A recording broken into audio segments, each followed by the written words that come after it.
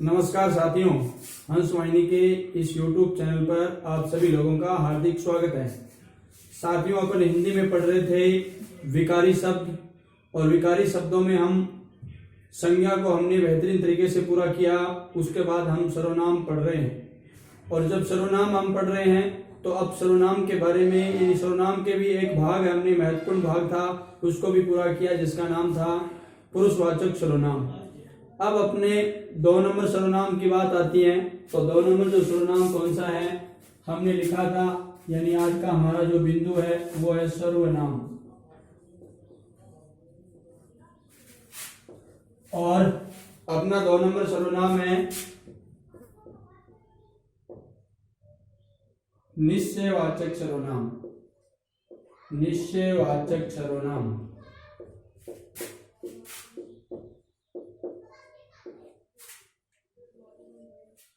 यानी निश्चयवाचक सर्वनाम वह सर्वनाम है जो किसी पदार्थ या वस्तु की निश्चितता बताता है।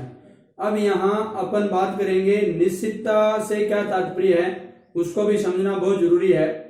यानी हम जब संज्ञा पढ़ रहे थे तो उसमें हमने ये बात की थी कि संज्ञा के तहत है ना, या तो व्यक्ति आता है, या वस्तु आता है, या स्थान आता है। ठीक है, उसी के तहत करेंगे।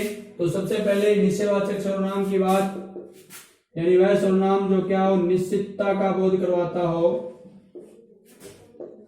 निश्चितता का बोध करवाता हो।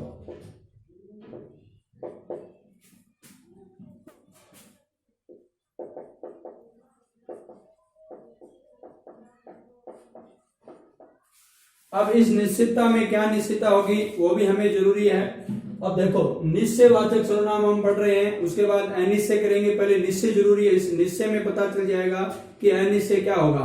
हालांकि हम यहाँ जो चीज पढ़ रहे हैं, मैंने आपको अभी बताया 3 शब्द बताए थे। जैसे एक तो है व्यक्ति, एक है वस्तु, और एक है स्थान।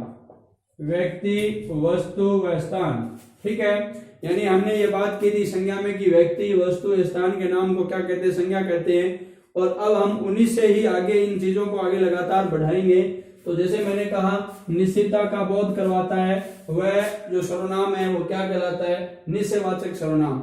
अब निश्चितता का बोध क्या करवाएगा उसको हमें देखना जरूरी है, और साथ में ये भी हमें समझना है कि इसके अंदर सर्वनाम शब्द के अंदर जो कुछ सर्वनाम शब्द है वो कौन कौन से हैं। तो मैं यहाँ पर कुछ शब्द लिख रहा हूं, आप लोग समझे। जैसे एक तो यह हो गया, एक वह हो गया, यह, वे, वो। ये जो शब्द है ये हमने पीछे भी पढ़ा है, आप लोगों को आश्चर्य होगा। पीछे भी हमने पढ़ा था, और किस में पढ़ा था, अन्य पुरुषवाचक सर्वनाम में। तो कोई ये शब्द कुछ ऐसे हैं जो 3 जगह है ना, एक तो 2 तो सर्वनामों में प्रयुक्त होता है, एक तो पुरुषवाचक सर्वनाम होगा, और उसमें भी अन्य सर्वनाम है ना, अन्य पुरुष सर्वनाम। और एक ये होता है किसमें, यानी अपने निश्चयवाचक सर्वनाम में प्रयोग किया जाता है। यानी सर्वनामों में 2 जगह होता है। तो अब इस चीज को हमें ये जानना बहुत जरूरी हो गया है हमारे लिए कि इनका प्रयोग है, यानी हम किस शब्द को मान ले कि यह शब्द तो क्या है, पुरुषवाचक सर्वनाम है, और यह शब्द क्या है, निश्चयवाचक सर्वनाम है। मैं आप लोगों को एक बार पुनः बता देता हूं। मैं ये कहना चाहता हूं साथियों कि ये जो यह है, वह है, ये, वे और वो, ये जो 5 ऐसे सर्वनाम है जिनका प्रयोग 2 सर्वनामों में होता है। कितने में होता है, 2 में। एक तो ये पुरुषवाचक सर्वनाम है जिसमें हम पढ़कर आ चुके हैं, यानी कि 3 प्रकार के हमने पुरुषों की बात की थी। एक तो अपना कौन सा था, मध्यम पुरुष था। कौन सा था भाई, सबसे पहले हमने उत्तम को पढ़ा था। कौन सा पढ़ा था, उत्तम। उसके बाद हमने किसको पढ़ा था, मध्यम। और उसके बाद में हमने पढ़ा था अन्य। तो हमने बात की थी उत्तम पुरुष में, यानी वक्ता या लेखक खुद होता है ना, बोलने वाला या कहने वाला खुद होता है। और मध्यम पुरुष में हमने बात की कि श्रोता या पाठक होता है, मतलब सुनने वाला होता है या पढ़ने वाला होता है। और अन्य में हमने बात की कि हम जिस व्यक्ति के बारे में बात कर रहे हैं, हम मिलकर के किसी अन्य के लिए, तो वो होता है। तो इसी प्रकार हमने अन्य में, तो हमने इसमें बात की थी, अन्य में क्या बात की थी कि यह आता है, वह आता है, ये आता है, वे आता है, वो आता है। लेकिन यहाँ उनमें और उनमें क्या फर्क होगा, तो मैंने अभी आपको 3 शब्द बताए हैं। यहाँ इन शब्दों पर हमें ध्यान देना होगा कि जब भी देखो, एक सामान्य सी बात बताता हूं कि जब भी व्यक्ति से संबंधित है ना, जब ये निश्चयवाचक सर्वनाम है और ये व्यक्ति की बात मैं कर रहा हूं, अगर व्यक्ति की जगह आए, ध्यान दे, अगर व्यक्ति की बात हम पहले भी कर चुके हैं, व्यक्ति या प्राणी की जगह है, देखो मैं इनका प्रयोग दो जगह होता है, यहां हम दोनों के बारे में चर्चा करते हैं। अगर यह वे और वे, यानी ये सर्वनाम, अगर मैं ये कह रहा हूं ये सर्वनाम शब्द किसी व्यक्ति की जगह आए, किसी व्यक्ति या प्राणी की जगह है, प्राणी ही व्यक्ति होता है, प्राणी की जगह आए। अब यहाँ एक बात और महत्वपूर्ण याद करनी है हमें, यानी ये जगह कैसे आता है कि उसके स्थान पर आए, ठीक है। अभी हमने सर्वनाम की परिभाषा पढ़ रखी है कि संज्ञा के स्थान पर काम आने वाले या संज्ञा के स्थान पर प्रयुक्त होने वाले शब्दों को क्या कहते हैं, सर्वनाम कहते हैं, ठीक है। तो अब हमें अच्छी तरह पता है पुरुषवाचक सर्वनाम की हम चर्चा कर चुके हैं और उसमें हमने एक अन्य में मतलब अन्य के बारे में पढ़ा है कि अन्य के लिए काम आए। मैं एक उदाहरण से आप लोगों को समझाऊंगा, तब आप लोगों को अच्छी तरह से पता चलेगा। जैसे मैंने एक शब्द लिख दिया, यह ईमानदार है, ईमानदार है, और एक मैंने लिख दिया वह बेईमान है, ये लो बेईमान है। अब आप गौर करें, इस दोनों ही वाक्यों में गौर करें कि यह ईमानदार है और वह क्या है, ये तो ईमानदार है और वह बेईमान है। दोनों अलग अलग वाक्य हैं, दोनों अपने आप में क्या है, स्वतंत्र है, ठीक है। अब देखो यह ईमानदार है, इसमें हमें किस चीज का अनुभव हो रहा है कि यहाँ एक तो हम बात कर रहे हैं किसी व्यक्ति की, ठीक है, कि यह ईमानदार है। मैं कर रहा हूं, मान लो मेरे सामने कोई खड़ा है, पास में ही है, मैं कह रहा हूं ये ईमानदार है, ठीक है। तो मैंने एक तो मैं कह रहा हूं तो मैं तो उत्तम हो गया, सुन आप रहे हो, देख आप रहे हो, पढ़ आप रहे हो, तो आप क्या होगे, मध्यम, आप क्या होगे, मध्यम। लेकिन ये जो यह है, मतलब मैं जिसकी बात कर रहा हूं वह कौन है, वह देखो यह किसी के लिए आया है। जैसे मेरे सामने कोई खड़ा है, वो है रमेश है, मेरे सामने साथियों कौन खड़ा है, रमेश खड़ा है। तो मैं अगर ऐसे कहता रमेश ईमानदार है तो अभी बात तो ठीक थी, लेकिन हम यहाँ क्या पढ़ रहे हैं, सर्वनाम पढ़ रहे हैं। तो रमेश जो शब्द है ये क्या है, संज्ञा है साथियों, क्या है, संज्ञा। और इस संज्ञा के लिए क्या काम आया, यह, संज्ञा के लिए क्या आया, यह। तो यह ईमानदार है, यानी ये किसके लिए, या तो किसी प्राणी के लिए या किसी व्यक्ति के लिए आया है। तो ये बात आप लोग पूरी तरह से ध्यान रखना है, ठीक है। इसी प्रकार देखो ये ईमानदार है और यहाँ पर क्या है, वह बेईमान है। अब मेरे से काफी दूर है, अगर नजदीक भी है तो भी नहीं चलेगा, लेकिन दूर, क्योंकि वह दूर के लिए आता है कि वह क्या है, बेईमान है। तो यहाँ जिस व्यक्ति है ना, जिसके बारे में कहा जा रहा है वो खुद वाक्य में उपस्थित नहीं है और नहीं यहाँ इस वाक्य में उपस्थित है, कहा जा रहा है, इसलिए यानी रमेश के लिए मैं कह रहा हूं यह है। अब अगर यानी कोई दूसरा बंदा है, सुरेश हो गया, जैसे सुरेश हो गया, तो अब आप देखो यदि मैं कहता हूं सुरेश बेईमान है, लेकिन इस शब्द में तो ये मैंने काम तो सुरेश के लिए लिया लेकिन वह लिया है। तो साथियों ये जो शब्द होंगे, यानी कहने का मतलब संज्ञा के स्थान पर आए हैं। ये रमेश क्या है, सुरेश क्या है, संज्ञा, सुरेश क्या है, संज्ञा, रमेश क्या है, संज्ञा, और संज्ञा के स्थान पर क्या है, यह है। तो ये क्या है, ये क्या है भाई, सर्वनाम है। और कौन सा सर्वनाम है, सर्वनाम ये हो गया अपना कौन सा, अन्य की बात कर रहे हैं, अपन किसी अन्य की बात कर रहे हैं, तो क्या हो गया, अन्य पुरुष। क्या हो गया भाई, ध्यान दे, अन्य पुरुष सर्वनाम होगा। ये क्या होगा, अन्य पुरुष सर्वनाम होगा, और ये भी क्या होगा, अन्य पुरुष सर्वनाम होगा। अब मैं आप लोगों को एक अच्छी बात अगली बताता हूं, उसको आपको समझना होगा, ठीक है। दोबारा देख लो साथियों, मैंने कहा है कि अगर वाक्य में यानी किसी व्यक्ति या प्राणी की जगह कोई है ना, यह और वह, और ये क्या है, यह वह ये वे और वो आए, है ना। मैं कहता हूँ वो जा रहा है, तो अभी उसमें क्या हो जाएगा, वो में हो जाएगा, ठीक है। वो आया, वो गया, ठीक है। तो वो प्रयोग मैंने किया है, किसी प्राणी के लिए किया है। तो यहाँ ध्यान दे लेना, ये शब्द संज्ञा के स्थान पर आया है और कौन सा है, पुरुष है, तीनों में से कोई एक है। तो हमें इस बात की पता चल गया, ठीक है। अब देखो, अब बात मामला ये कि तो ये निश्चयवाचक कैसे हो गया भाई, ये सारे हमने निश्चयवाचक लिखे हैं, ये कैसे होगा। इसमें एक चीज आप लोगों को ध्यान देनी है कि जब ये दोनों शब्द किसके लिए आए, वस्तु या स्थान के लिए आए, है ना। जब ये दोनों शब्द किसके लिए आए, वस्तु या स्थान के लिए आए, तो वहां पर मैं सामान्य आपको परिचय करवा रहा हूं कि जब ये दोनों यानी ये पांचों शब्द इन दोनों के लिए आए, वस्तु या स्थान के लिए, तो वहां पर क्या होगा, निश्चयवाचक सर्वनाम होगा। जैसे कि मैं आप लोगों को अभी बताता हूं, यानी अपने 2 नंबर मैंने आप लोगों को बताया है, और अब 2 नंबर में एक चीज साथ में और भी बताऊंगा।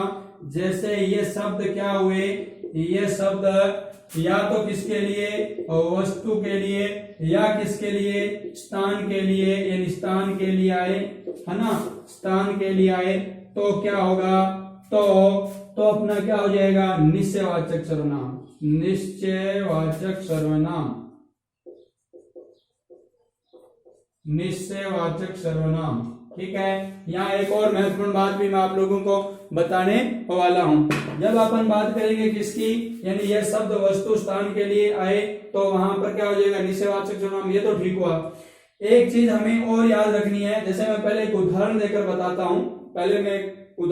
बताता हूँ, यह है, जैसे मैंने एक उदाहरण लिख दिया, यह मेरी पुस्तक है, यह मेरी पुस्तक है, यह मेरी पुस्तक है। ध्यान दे भी, मैंने एक उदाहरण दिया है कि यह मेरी पुस्तक है। ठीक है, यहाँ अच्छी बात हुई कि यह पुस्तक मेरी है, लेकिन अब मैं यहाँ क्या कर रहा हूं, यानी अगर यह शब्द क्या होता, अगर पुरुषवाचक सर्वनाम होता तो ये होता कि ये किसी की जगह प्रयुक्त होता, लेकिन यहाँ वास्तव में ये आया तो है, लेकिन यहाँ तो ये किसके लिए आया है, पुस्तक के लिए आया है ना। देखो पुस्तक तो इसके साथ आ गई है कि यह मेरी पुस्तक है।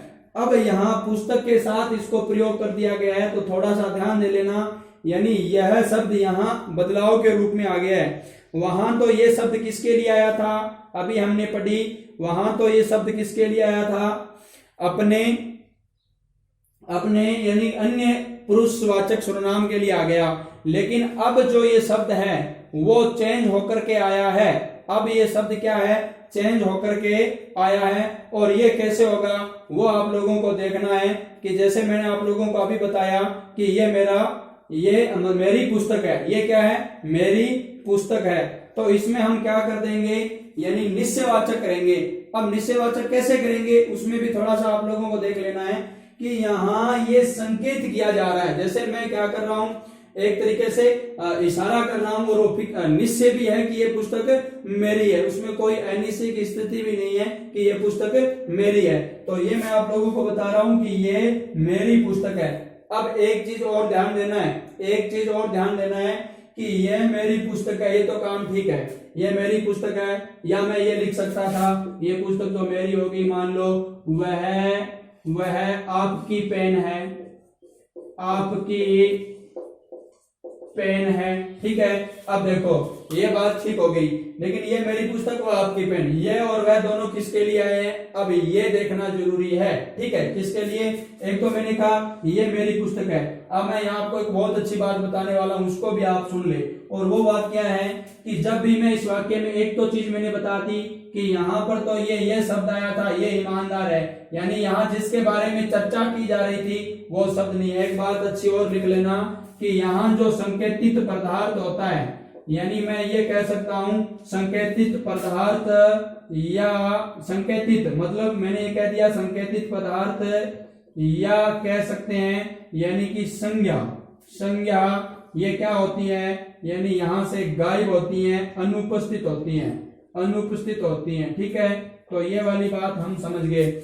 और अगर अपन बात करें किसकी, अगर अपन बात करें इसमें, तो इसमें ये किसके लिए आ रहा है, ये पुस्तक के लिए ना, ये मेरी पुस्तक है, तो पुस्तक साथ में आ रही है, तो भी ये का प्रयोग किया जा रहा है, तो इसलिए यहाँ पर कौन सा है, संकेत के आधार पर ना, ये मेरी पुस्तक है, तो निश्चयवाचक सर्वनाम होगा। कौन सा होगा, निश्चयवाचक सर्वनाम होगा, और इसमें ये संकेतित पदार्थ होगा। लेकिन एक बात और बताता हूं इसमें ही, कि अगर इस वाक्य को मैं थोड़ा सा चेंज करूं, ध्यान से सुनो, अगर मैं इस वाक्य को चेंज कर दूं कि ये मेरी पुस्तक है, अगर मैं यहां ऐसे कर दूं, यह है, ध्यान से सुन ले, यह पुस्तक मेरी है, यह पुस्तक मेरी है, वह पेन आपकी है। देखो मैंने थोड़ा सा चेंज किया साथियों, एक रोचक सा बदलाव आएगा, है ना। यह शब्द की बात हमने तो यहाँ कर ली कि संकेतित पदार्थ क्या हो, इस वाक्य में हो, लेकिन तुरंत बाद में न हो, ये ध्यान दे लेना। अगर ये अपन बात यहाँ पुस्तक की कर रहे थे तो यहाँ तो ठीक है, संकेत है कि ये पुस्तक मेरी है या ये घर मेरा है, ठीक है। वह घर आपका है, ये घर मेरा है, ये पुस्तक मेरी है, ये तो ठीक है। लेकिन अब देखो यह पुस्तक मेरी है, मतलब ये कि तुरंत बाद क्या आ गया, पुस्तक आ गया। तो ध्यान देना यहां तक तो ये निश्चयवाचक क्या था, यहां तक तो ये निश्चयवाचक क्या था, सर्वनाम था। और अब अगर अपन बात करें यह पुस्तक, यानी कि यह शब्द के तुरंत बाद, यह शब्द के तुरंत बाद क्या आ जाए, यानी संज्ञा आ जाए। यह शब्द के तुरंत बाद, देखो यहाँ यह शब्द के तुरंत बाद संज्ञा नहीं है, संज्ञा पुस्तक तो आगे है, ठीक है। और यहाँ मतलब यह शब्द के तुरंत बाद, मतलब इन पांचों शब्द के तुरंत बाद क्या आ जाए, अगर क्या आ जाए, संज्ञा आ जाए, तो ध्यान दे देना यह शब्द क्या हो जाएगा, यह शब्द संकेतवाचक। देखो बहुत अच्छी बात है, संकेतवाचक क्या हो जाएगा, विशेषण हो जाएगा। बहुत अद्भुत बात है, ठीक है। यानी ये हमारे यानी ये तीन जगह आगे, यह वह ये वे और वो, ये कितनी जगह आएंगे, तीन जगह। तीन जगह कौन सी है, एक तो अन्य पुरुष, कौन सी है भाई, अन्य पुरुष, मतलब पुरुषवाचक सर्वनाम में किसमें आएंगे, पुरुषवाचक सर्वनाम में अन्य पुरुष। और एक ये किस में आएंगे, निश्चयवाचक में, किस में आएंगे, निश्चयवाचक सर्वनाम में। और एक ये आएंगे अपने संकेतवाचक विशेषण में, संकेतवाचक इसमें, विशेषण में साथियों। और इसी संकेतवाचक विशेषण को ये सर्वनाम से बने होते हैं, ये किससे बने होते हैं, सर्वनाम शब्दों से बने होते हैं। किससे बने होते हैं, सर्वनाम शब्दों से बने होते हैं। इसलिए इन्हें क्या कहते हैं, इसलिए इन्हें कहते हैं सार्वनामिक विशेषण। क्या कहते हैं, सार्वनामिक विशेषण, सार्वनामिक विशेषण इसे कहते हैं। तो ये महत्वपूर्ण बात है जो मैंने आप लोगों को बताई है, ठीक है। अब देखो, अब अपन ये एक पार्ट पढ़ चुके हैं निश्चयवाचक सर्वनाम का, और अब अगला अपना यानी भेद जानते हैं वो कौन सा है, निश्चय। यहाँ मैंने तीन बात आपके है ना, मतलब आपका संशय दूर करने की कोशिश की है, और इनको हम आगे और भी पढ़ने वाले हैं। और वो किसमें, यानी विशेषण के अंदर, तो वहां आपका जो बचा हुआ संशय वो भी क्या हो जाएगा, दूर हो जाएगा।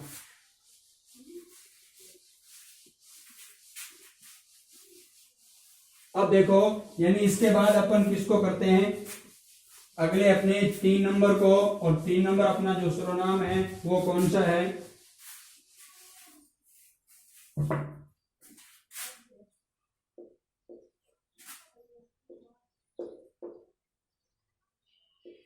अनिश्चयवाचक, अनिश्चयवाचक सर्वनाम। ये लो, अनिश्चयवाचक सर्वनाम की जब भी बात की जाएगी यहां पर, है ना, आगे किसी वस्तु, प्राणी या जो भी पदार्थ है उनकी अनिश्चितता का बोध होगा। तो संक्षेप में हम इसको पढ़ लेंगे। ये देखो, अनिश्चितता का क्या होता है, अनिश्चितता का बोध, अनिश्चितता का क्या बोध होता है, ठीक है। और किसमें, अनिश्चयवाचक सर्वनाम में। अब यहाँ आप लोगों को ज्यादा मतलब इतनी मेहनत नहीं करनी है, सिर्फ 2 शब्द याद कर लोगे तो मामला यहाँ आप लोगों को याद हो जाएगा। और वो 2 शब्द कौन से हैं, एक तो अपने पास है कुछ, और एक अपने पास है कोई, यानी कोई कुछ या कुछ कोई, ठीक है। ये 2 शब्द है, इन दोनों शब्दों पर ये क्या हो जाएंगे, निर्धारित हो जाएंगे 2 शब्दों से। एक तो कुछ हो गया, एक क्या हो गया, कोई। कहने का तात्पर्य है यहाँ अनिश्चितता का बोध होगा, यानी आगे जो है ना जिसके लिए प्रयोग किया जा रहा है, मतलब हम जिन सर्वनाम शब्दों का प्रयोग किसके लिए कर रहे हैं, मतलब अभी वो क्या नहीं है, निश्चित नहीं है। हालांकि हम किसी के लिए तो जरूर कर रहे हैं, लेकिन वो क्या नहीं है, निश्चित नहीं है। और वो कैसे निश्चित नहीं है, जैसे एक सामान्य से मैं उदाहरण लेके बताता हूं आप लोगों को। जैसे हम अंदर है ना अपने घर में है और बाहर कोई दरवाजा क्या करता है, खटखटाता है, तो हम लोग ऐसा मतलब अंदर ही बैठे सोचते हैं बाहर कोई है, बाहर कोई है, ठीक है। तो कहने का मतलब बाहर कोई है, मतलब है तो सही, लेकिन वो कौन है, वो क्या नहीं है, निश्चित नहीं है ना। जैसे मान लो कोई या कुछ का, पहले कुछ का ले लो, जैसे मैंने कहा दूध में कुछ गिर गया है, दूध में कुछ गिर गया है। इसी प्रकार अपन बात कर लें, दूध में कुछ गिर गया है और कहीं पर भी हो, बाहर कुछ लोग खड़े हैं, ठीक है, बाहर कुछ लोग खड़े हैं। अब वहां हमें ध्यान दे लेना है कि दूध में कुछ गिर गया है। अब हमें ये नहीं पता कि यहाँ पर गिरी है वो वस्तु क्या है, यानी इसके अंदर कीड़ा गिरा है, मकोड़ा या अन्य भी कोई चीज है ना, वो गिरी है। तो हमें इस बात का क्या नहीं है, पता नहीं है साथियों कि कुछ गिर गया है, इसका मतलब ये चीज क्या है, अनिश्चित है और अनिश्चित होगी। तो यहाँ पर यानी अपना जो सर्वनाम होगा वो कौन सा हो जाएगा, अनिश्चयवाचक सर्वनाम, अनिश्चयवाचक सर्वनाम, ठीक है। तो अब देखें, अब हम इससे भी आगे बढ़ करके थोड़ी और बात करते हैं, कोई से संबंधित, है ना। तो कोई से ऐसे हो जाएगा, दरवाजे पर कोई खड़ा है, दरवाजे पर कोई खड़ा है, दरवाजे पर कोई खड़ा है। तो कोई का मतलब बात आप लोग समझ गए होंगे, कोई सीधी सी बात है, कोई खड़ा है, लेकिन अभी हमें नहीं पता बाहर खड़ा कौन है, ठीक है। तो वो क्या नहीं है, निश्चित नहीं है। और ऐसे भी हम कहते हैं कि कोई तो है जो हमारी क्या कर रहा है, रक्षा कर रहा है ना। तो कोई मतलब अभी पता नहीं है रक्षा कौन कर रहा है। इसी प्रकार कि कोई तो है जो हमें देख करके क्या होता है, खुश होता है, कोई तो है जो हमें देख करके क्या होता है, मुस्कुराता है। कहने का मतलब यही है। तो ये चीजें आप लोगों को याद करनी है, कोई और कुछ, और इन दोनों शब्दों से हम लगभग है ना, ये जो ये निश्चयवाचक यानी अनिश्चयवाचक है, इसको हम कवर कर सकते हैं। यानी ये जब दोनों जगह कहीं पर प्रयोग किया जा रहा है तो आप लोग समझ जाना कि ये क्या, ये अपना कौन सा सर्वनाम है, अनिश्चयवाचक सर्वनाम है, ठीक है। अब हम एक और महत्वपूर्ण सर्वनाम की बात करते हैं। अनिश्चयवाचक के बाद में हमारा 5 नंबर सर्वनाम हमने कौन सा लिख रखा है, आप लोगों को सबसे पहले मैंने ये लिखाया भी था, क्रमबद्ध, और वह कौन सा है, देखो ये लो अपना कितने नंबर, हमने 3, अभी हमने 3 किए भाई, तो 4 नंबर अपना लेंगे। अब कौन सा, संबंध वाचक सर्वनाम, संबंधवाचक सर्वनाम। नाम से ही सब कुछ पता चल जाएगा, लेकिन फिर भी बहुत कुछ चीजें हैं जो हमें जाननी है साथियों। जब अपन बात कर रहे हैं संबंधवाचक सर्वनाम की, तो एक बात तो स्पष्ट है, क्या होगा, संबंध का बोध होगा, संबंध का बोध कराने वाले सर्वनाम शब्दों को, सर्वनाम शब्दों को क्या कहते हैं भाई, समझ गए होंगे, संबंधवाचक सर्वनाम कहते हैं।